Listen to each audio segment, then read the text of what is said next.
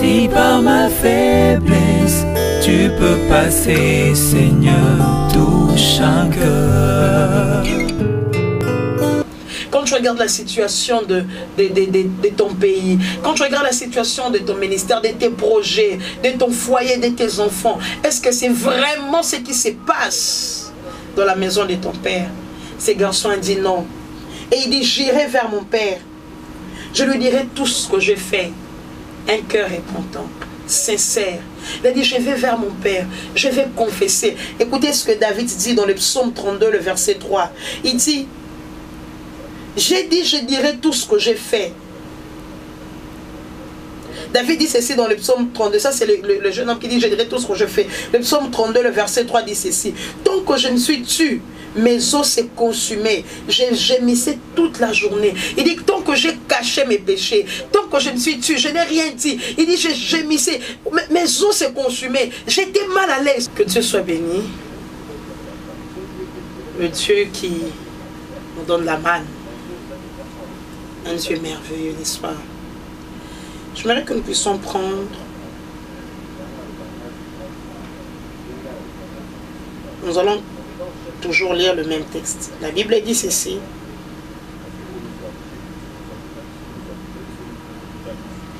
En rentrant en lui-même, il s'est dit, combien de mercenaires chez mon père ont du pain en abondance. Et moi ici, je meurs de faim. Je me lèverai, j'irai vers mon père, je lui dirai, mon père, j'ai péché contre le ciel et contre toi. Je ne suis plus digne d'être appelé ton fils, traite-moi comme l'un de tes mercenaires. Est-on retourné en lui-même?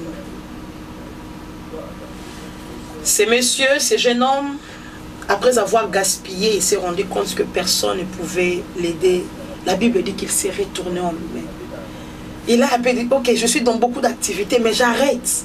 Il retourne en lui-même. Il essaie de faire ce qu'on appelle l'examen de conscience, d'analyser sa vie. Il s'est rendu compte que ce qu'il vivait ne ressemblait à rien du tout de ce qui s'est passé dans la maison de son père. Pire encore, non seulement dans son état de fils, même les serviteurs avaient mieux que ce qu'il vivait.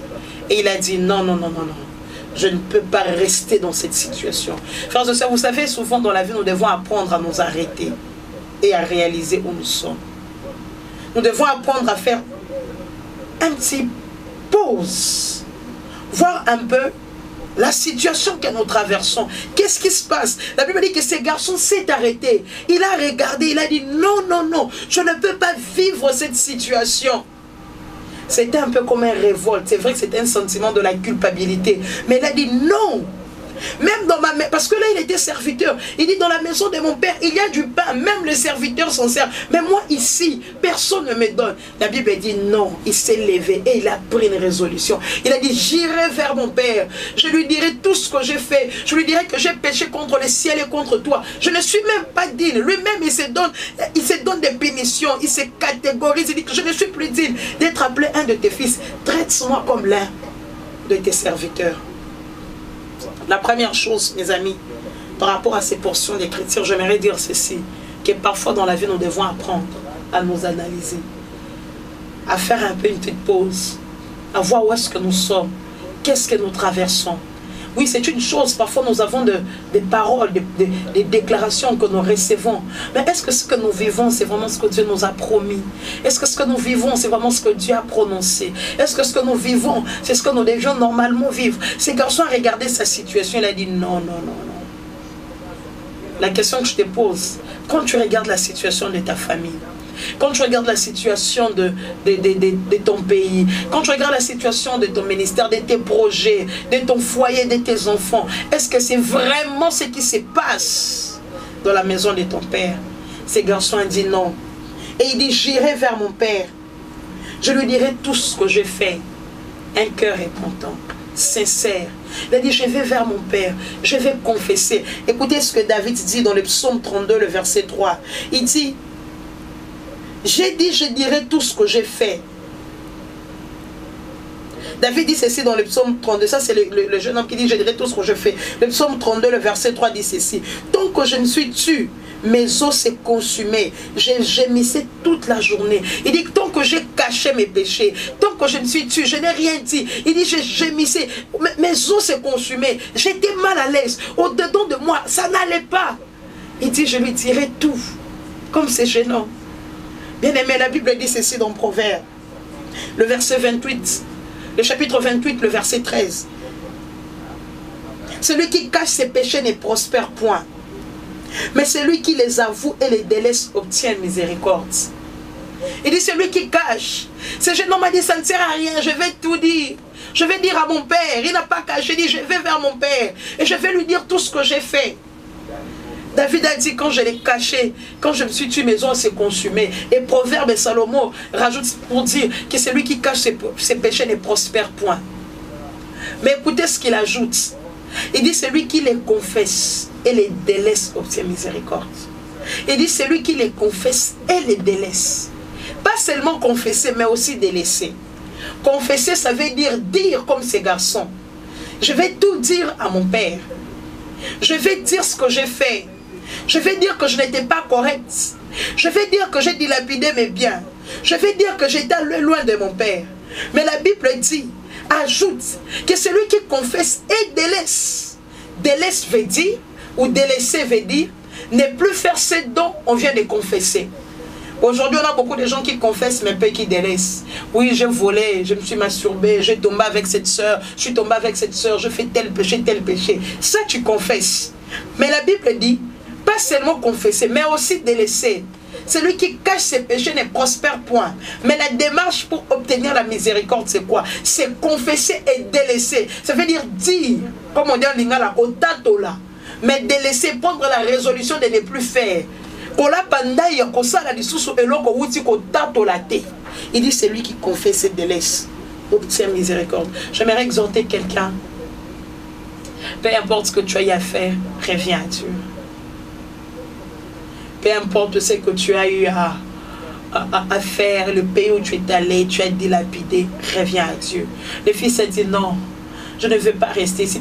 Parce que souvent, les problèmes, ce n'est pas ce que nous traversons, mais nous n'arrivons pas à retourner. Il a regardé derrière lui, il a dit non, je vais retourner vers mon père. Je vais dire à un fils, reviens à Dieu. Reviens. Reviens. Il dit, j'irai vers mon père. Je lui dirai tout ce que j'ai fait. Confesser, mais aussi délaisser. La Bible dit que quand ce jeune homme a décidé de rentrer, alors qu'il rentrait, la Bible déclare que son père l'a vu de loin. Oh, gloire au Seigneur. Comment est-ce que le père l'a vu de loin? Ça veut dire qu'il était dehors, ou soit à la fenêtre. Mais c'est que sur le père n'était pas à l'aise. Il était là en train de regarder quand est-ce qu'il viendra. J'aimerais dire à quelqu'un, le père a commencé à te chercher les jours que tu as décidé de quitter la maison. Il n'est pas en paix. Les jours que tu as décidé d'aller loin de lui, c'est en ce moment-là que Dieu a commencé à chercher l'homme. Pose la question à Adam, nous l'avons vu à la première partie. Quand Adam a péché, la Bible déclare Dieu est descendu. Il a dit, Adam, où es-tu? C'est Dieu, il cherche l'homme. Où es-tu? Il est là en train de voir où est-ce qu'il est passé, mon fils. Est-ce qu'il est allé très loin? Est-ce qu'il revient déjà? Est-ce qu'il a repris conscience? J'aimerais dire à quelqu'un, Dieu est à ta recherche. Il ne t'attend pas les bras croisés. Il n'est pas en train de danser. Il n'est pas en train de suivre la télé. Il n'est pas en train de s'amuser. Il attend que tu reviens à lui. La Bible dit que le Père la vit de loin. Bien-aimé, laisse-moi te dire que le jour que tu as quitté Dieu, le jour que tu as décidé d'aller dilapider, c'est ce jour-là que Dieu a commencé à te chercher. C'est ce jour-là que Dieu est resté là, en train d'attendre. Ou quand est-ce qu'il reviendra, mon fils? Mais laisse-moi aussi te dire que la Bible déclare que l'enfant marchait. Et le père, quand il a vu de loin, il a couru. Bien-aimé, Dieu fait plus d'efforts que toi. Toi, quand tu fais un pas, lui, il en fait 100. Toi, tu marches, lui, il court. Toi, viens seulement. Fais seulement le premier pas. Décide de retourner vers lui. Tu te rends compte que c'est Dieu qui fait la grande part. C'est Dieu qui a payé. Et son fils est mort à la croix pour toi. C'est lui qui a sacrifié de sa vie afin que tu sois restauré. La Bible dit que ce garçon est revenu. Et son père, quand il a vu, la Bible dit qu'il s'est jeté dans son cou. Le père n'a pas entendu que les garçons puissent se laver d'abord. Écoutez, il venait de travailler dans la porcherie. Il était avec des cochons, c'est sale là-bas. Mais quand le père l'a vu, il s'est jeté. La Bible dit qu'il a couvert de baisers. Frère, Dieu t'aime tel que tu es. J'aime dire ceci, que la grâce de Dieu nous prend tel que nous sommes, mais la grâce de Dieu ne nous laisse pas tel qu'elle nous a pris. La grâce de Dieu te prendra avec ta saleté, avec tes péchés, mais la grâce de Dieu dira, apportez-lui une robe toute neuve. J'aime d'ailleurs, la Bible dit, vite, vite, vite. Il ne faut pas retarder, vite, apporter la plus belle. Quand on dit la plus belle, en hébreu, c'est la plus importante, la merveilleuse. C'est les choses excellentes que Dieu t'a gardées. Apporter la plus belle robe. Je voudrais dire à quelqu'un, peu importe ce que tu as fait, tu as avorté, tu as tué, tu as volé, tu as fait des péchés que tu penses être graves. Le sang de Jésus est efficace. L'amour de Dieu est grand. La Bible déclare, car Dieu a tant aimé le monde, il a donné son Fils unique, afin que quiconque croit en lui ne périsse point, mais qu'il ait la vie éternelle. Viens à Jésus, il va t'embrasser, il va te renouveler, il te donnera la plus belle robe, il te donnera encore l'anneau qui est l'image de l'alliance. Tu rentreras en alliance avec lui, il te donnera le sandal, un nouveau départ où tu vas avancer avec lui dans ce chemin de gloire. Reviens vers Dieu, il a besoin de toi. Je voudrais dire à quelqu'un, peu importe là où tu es parti, peu importe ce que tu as dilapidé, il y a la place dans la maison de Dieu. Vous savez, un jour j'exhortais quelqu'un, je lui disais, au bas de la croix, il y a assez d'espace. Place tes soucis au bas de la croix. Et cette personne m'a dit, ah, pasteur, chaque fois que vous priez, c'est nous plaçons au bas de la croix, nous plaçons au bas de la croix. J'ai comme l'impression qu'au bas de la croix est rempli. Non, je lui ai dit, non, ma soeur, il y a assez d'espace. Dieu est amour. Mais écoutez quand même une chose que je reproche à mon ami. Il dit ceci, j'irai vers mon père, je lui dirai, je ne suis plus digne d'être appelé ton fils, mais traite-moi comme l'un de tes serviteurs. Il pose une bonne action, des bonnes intentions de retourner vers son père, mais lui-même il a des préjugés, ou lui-même il est en train de donner des positions qu'il aimerait occuper. Il dit comme l'un de tes serviteurs. Mais quand le père l'a restauré, le père ne l'a pas restauré comme un serviteur, le père l'a restauré comme un fils. J'aimerais dire à quelqu'un, Dieu n'a pas besoin des serviteurs d'abord. Dieu a besoin des fils. Ne retournons pas vers Dieu pour devenir des fils, pour des serviteurs, chercher des positions, mais retournons vers le Père pour avoir la position des fils. Parce que quand le Père l'a restauré comme un fils. Il voulait aller chez le Père, mais en ayant la position des fils. Non, frère, Dieu a besoin des fils d'abord. Retourne comme un fils. Laisse-toi être encadré comme un fils. S'il va te restaurer dans le travail, gloire au Seigneur, mais reviens comme un fils. Le Père a besoin du fils d'abord, pas d'abord de serviteur. Le maître lui-même a dit, je ne vous appelle plus serviteur, je vous appelle ami. Pas d'abord serviteur, mais d'abord comme un fils. Il retourne dans la maison de son père et son père les reçoit. La bonne nouvelle que j'ai pour quelqu'un, alors que nous sommes en train de clôturer cette grande paragraphe où nous avons eu 3 sous-thèmes, que Dieu peut te restaurer.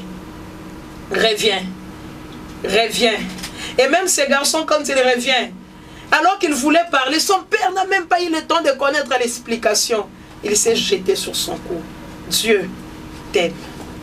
Dieu t'aime. Reviens à lui. Il y a ta part. Reviens à lui. Il y a une fête qui va être organisée pour toi. Reviens à lui. Il va appeler. Ces jours-là, les serviteurs ont festoyé. Parce que la Bible dit qu'un pécheur, quand il revient à Dieu, il y a une fête. Je voudrais te dire, ce soir, nous avons une fête que nous voulons faire. Seulement, si tu décides à revenir. Reviens à Dieu. Reviens à Dieu. Peu importe tes habits sales, reviens. Oui, tu te sens sale, reviens.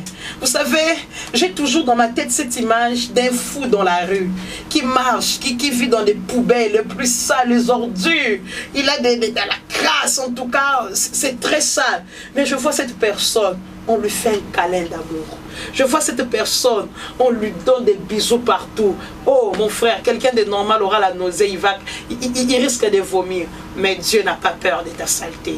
Dieu n'a pas peur de cet état, dans l'état où tu es. L'amour de Dieu peut te prendre tel que tu es. La grâce de Dieu te prend tel que tu es. La faveur de Dieu te prend tel que tu es, mais elle ne te laissera pas tel qu'elle t'a pris. Elle te donnera une nouvelle robe, elle te donnera des sandales, elle te donnera l'anneau, et tu seras en alliance avec Dieu. J'aimerais prier pour ces frères, cette sœur qui est allée loin de Dieu, qui a dilapidé.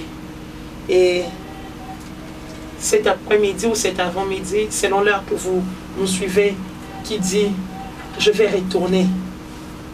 Au début, j'ai dit, quand tu pars très loin, la distance pour revenir aussi, c'est très loin. Mais avance quand même. Qui veut dire, je reviens